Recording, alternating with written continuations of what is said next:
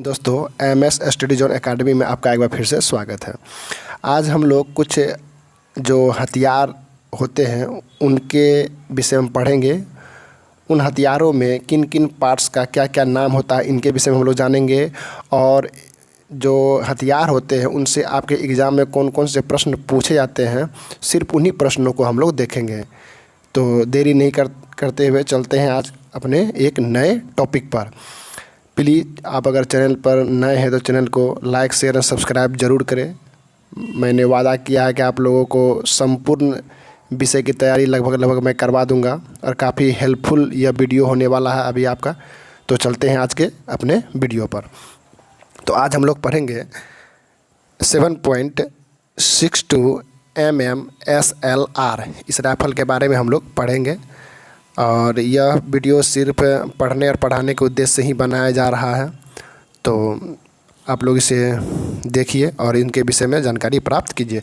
तो सबसे पहले हम लोग 7.62 mm SLR के विषय के जो कुछ पार्ट्स पुर्जे होते हैं इनको हम लोग पहले समझेंगे, क्योंकि इनके विषय में ही पहले आपसे पूछा जाता है।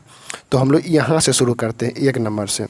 तो सबसे पहले ये जो आप लोग उजला कलर का देख रहे होंगे, इसको हम लोग बोलते हैं बट प्लेट। क्या बोलते हैं? But plate. इसमें एक होल भी रहता है जिसमें आप लोग चिंदी या फुलथ्रू रखते हैं।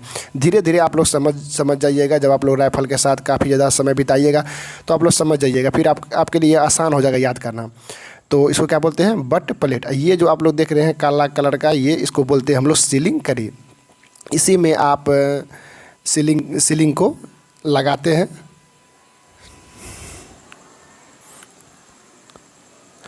अब इसके आगे हम लोग देखते हैं तो इसको हम लोग बोलते हैं बट।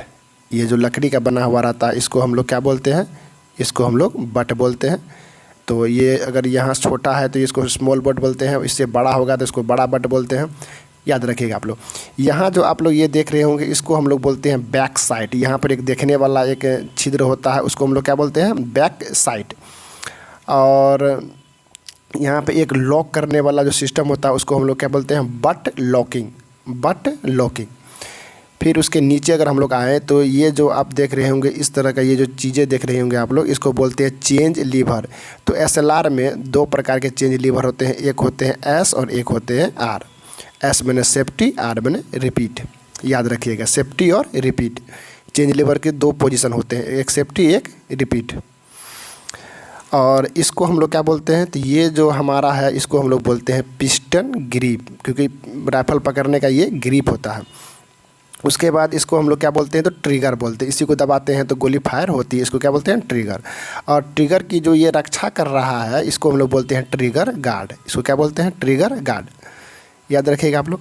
फिर ये जो आप लोग इस तरह का देख रहे होंगे, यहाँ इस तरह का ये जो है इसको हम लोग बोलते हैं होल्डिंग कैच।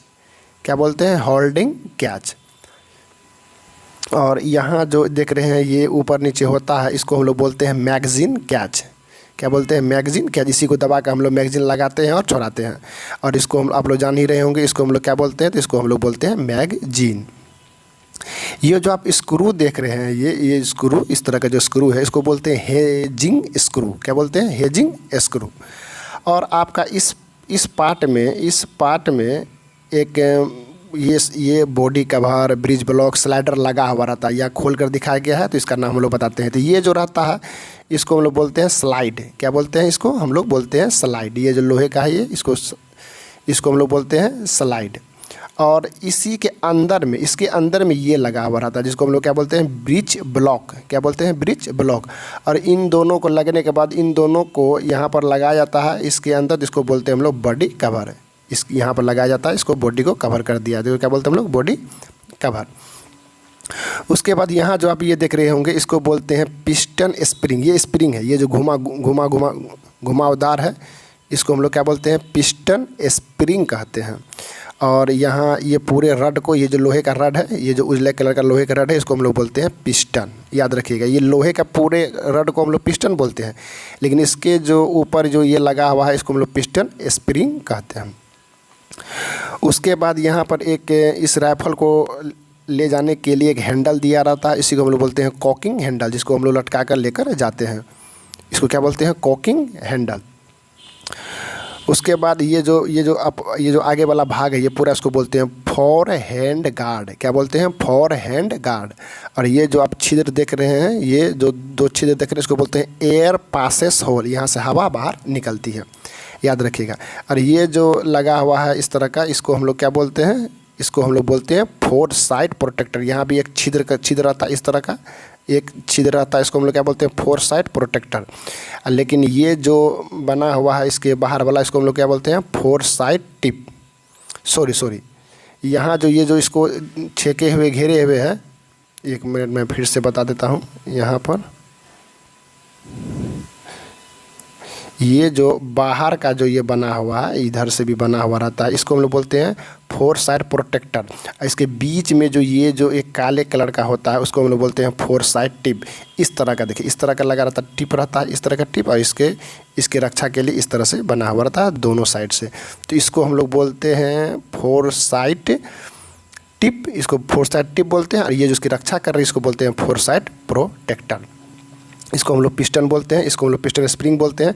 और यहाँ पर एक होता है इस तरह का लकीर करके गोल घुमावदार होता है, उसको हम लोग बोलते हैं गैस रेगुलेटर। क्या बोलते हैं? Gas regulator.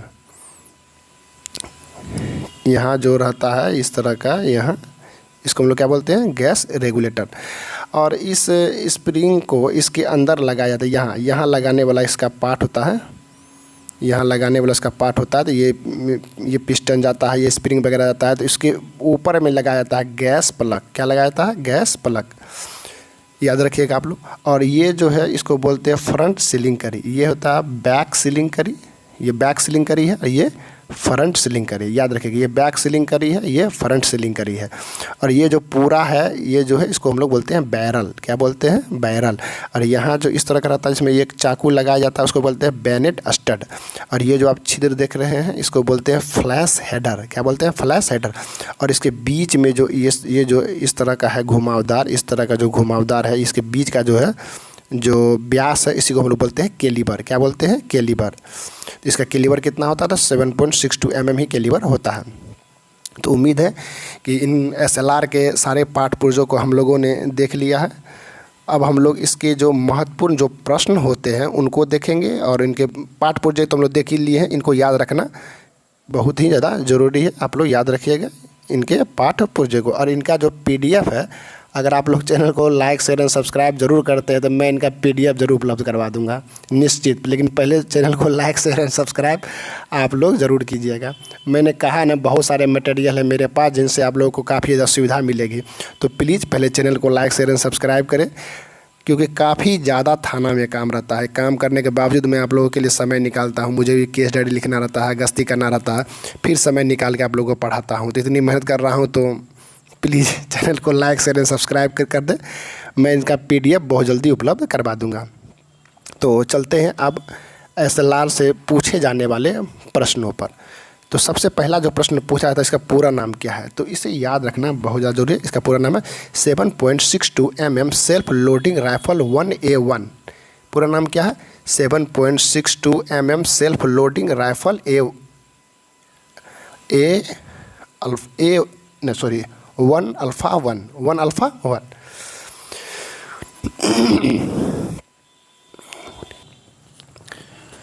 तो इनका पूरा नाम क्या है? 7.62 mm self loading rifle 1A1। अब हम लोग समझेंगे कि इस राइफल की क्या खास बात है। तो यह राइफल सेना के जवानों का बुनियादी हथियार है। आप लोग देखते होंगे थाने में भी बहुत सारे जवान जो है इनको अपने पास रखते हैं, इसीलिए इसका यह क्या है? बुनियादी हथियार है। और सेना के जवान भी रखते हैं इसको, काफ़ी ज़्यादा इसको यूज करते हैं। सारे सेना के जवान लगभग SLR ही रखते हैं, इसीलिए यह बुनियादी हथियार है। और इनकी जो कार्यवाही होती है, SLR की जो कार्यवाही होती है वो स्वचालित होती है। क्या होती है? स्वचालित, मतलब ऑटोमेटिक हो जाती है, तथा बहुत कम समय लगता है इनको सुचारू रूप से चलाने में। और सैनिकों की इससे क्या होती है? प्रहारक जो शक्ति होती है वो कई गुना बढ़ जाती है, क्योंकि इसकी कारगर रेंज बहुत अच्छी होती है और यह सेल्फ लोडिंग राइफल होती है। अब जो आपके एग्जाम में जो प्रश्न पूछा जाएगा, मैंने सिर्फ उसी को लिखा है, यही सिर्फ पूछा जाता है। इनसे ज़्यादा पढ़ने की आवश्यकता आपको नहीं है, जानकारी के लिए आप पढ़ सकते हैं।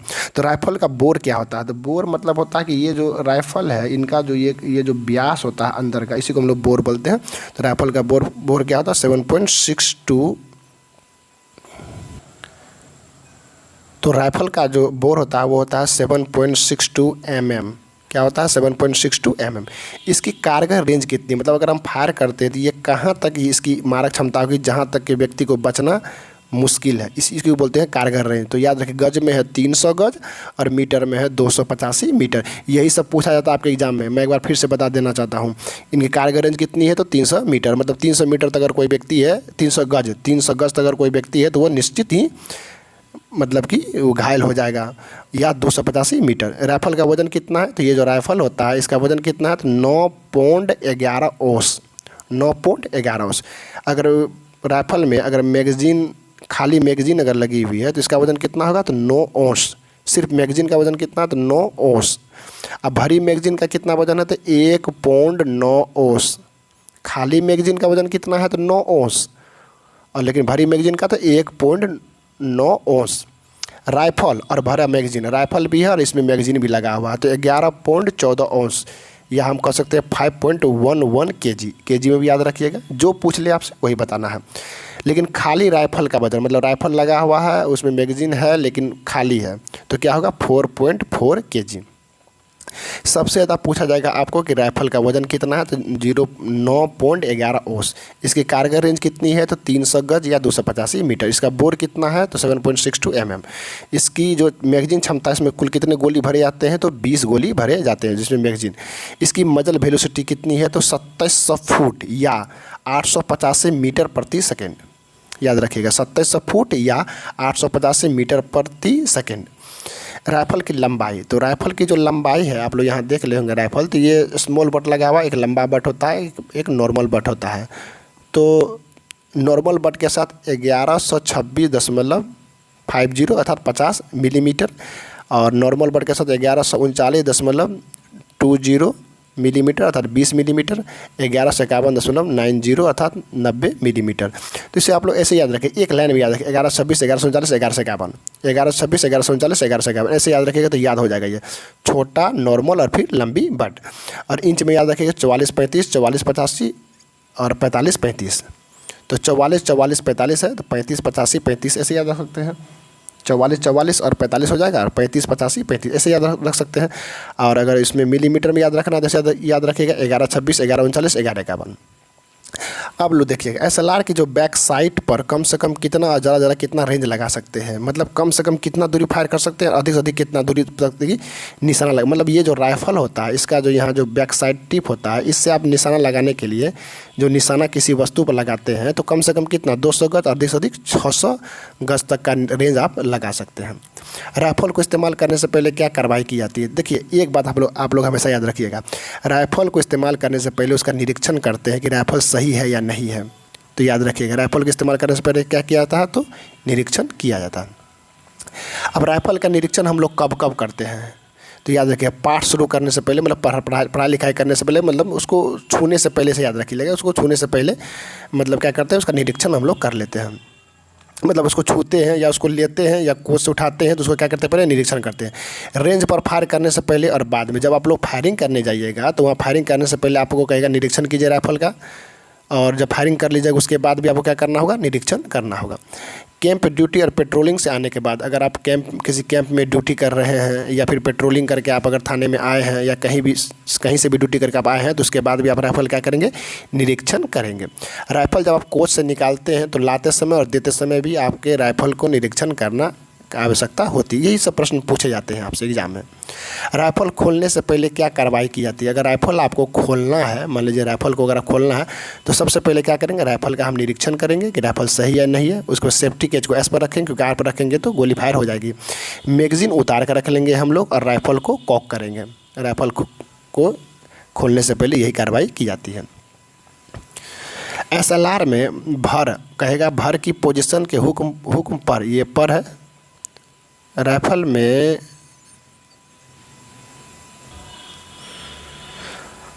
में भर पोजीशन के हुक्म पर कौन सी पोजीशन अख्तियार की जाती है? तो खड़ी हुई खड़ा हो जाना है और पोजीशन में 45 डिग्री के कोण पर राइफल को रखना है। SLR में जब भर की पोजीशन करेगी तो मतलब मैगजीन को चढ़ाना है।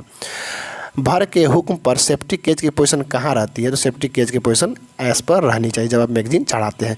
लेकिन जब आप तैयारी या रेडी करते हैं तो मैगजीन का जो सेफ्टी केज का जो पोजीशन है, सेफ्टी केज का पोजीशन वो कहाँ होना चाहिए? आर पर। मैंने बताया था SLR में SLR में आपकी 2 पोजीशन होती है सेफ्टी केज की, एक एस होती है और एक आर होती है। आर मतलब रिपीट, एस मतलब सेफ्टी। तो जब आप सेफ्टी केज की पोजीशन कहाँ होगी? भरने, सिर्फ भरना है तो एस पर, और जब फायर करना है अर्थात रेडी के पोजीशन में आर पर। आपकी जो बैरल होती है, ये जो बैरल होती है, ये बैरल, इसमें एक कटाव घुमाव होता है, ये घुमाव इस तरह का होता है। तो बैरल में कुल कितने ग्रुप्स होते हैं? तो घुमाव कितने हैं? तो 6 होते हैं। और इनका घुमाव किस तरफ होता है? तो दाहिनी तरफ होता है। क्या किस तरफ होता है? तो दाहिनी तरफ होता है। ये बहुत बार पूछा गया है ये दोनों प्रश्न। अब आपको एक अच्छा फायर जो होते हैं उनकी बुनियादी असूल क्या होती है, मतलब कौन से लोग अच्छे फायरिंग कर लेते हैं? तो जो मजबूत एवं दुरुस्त पकड़ रखते हैं, अर्थात जो हथियार को काफ़ी मजबूती से और दुरुस्त पकड़ रखते हैं, और दुरुस्त शिस्त मतलब याद रखिएगा होता है निशाना लगाना। क्या होता है? निशाना लगाना। शिस्त मतलब क्या होता है? निशाना लगाना। तो आप अच्छे से राइफल को पहले पकड़ लीजिए, दुरुस्त रहते, मजबूत एवं दुरुस्त पकड़, और दुरुस्त शिस्त मतलब दुरुस्त निशाना लगाना, और मजबूत ट्रिगर ऑपरेशन। जब आप ट्रिगर को ऑपरेट करते हैं, जब आप ट्रिगर को दबाते हैं तो आपका एकदम दुरुस्त ट्रिगर ऑपरेशन होना चाहिए, मतलब हिलना डुलना नहीं चाहिए। अब एक प्रॉब्लम होती है, इसको बोलते हैं फोरी, जो एक प्रकार का इलाज है। तो इनमें कौन कौन सी राइफल में कौन कौन सी रुकावटें होती है जिनकी ये दूर की जाती है फोरी इलाज से? तो खाली मैगजीन की इलाज दूर की जा सकती है। लटका हुआ राउंड मतलब अटक गया, अगर कोई राउंड अगर मैगजीन में मतलब कि राइफल में अगर कोई राउंड अटक गया है तो फोरी इलाज से उनका निदान किया जाता है। निकला हुआ फायरिंग पिन, अगर फायरिंग पिन निकला हुआ है तो इसका भी निदान फोरी इलाज से किया था। और मिस फायर अगर हो गया तो इसका भी इलाज हम लोग किससे करते हैं? फोरी इलाज से। तो ये 4 चीज़ का इलाज हम लोग किससे करते हैं? फोरी इलाज से, अगर इस तरह की समस्याएं उत्पन्न होती है। तो प्लीज़ आप लोग अगर चैनल पर नए हैं तो MS study zone academy channel को आप लोग लाइक शेयर सब्सक्राइब जरूर करें। मिलते हैं अगले वीडियो में। प्लीज़ आप लोग हमेशा अनुशासन में रहें, क्योंकि अनुशासन ही आपको सबसे अच्छा मतलब कि एक पुलिसिंग करने का आपको तरीका सिखाएगा।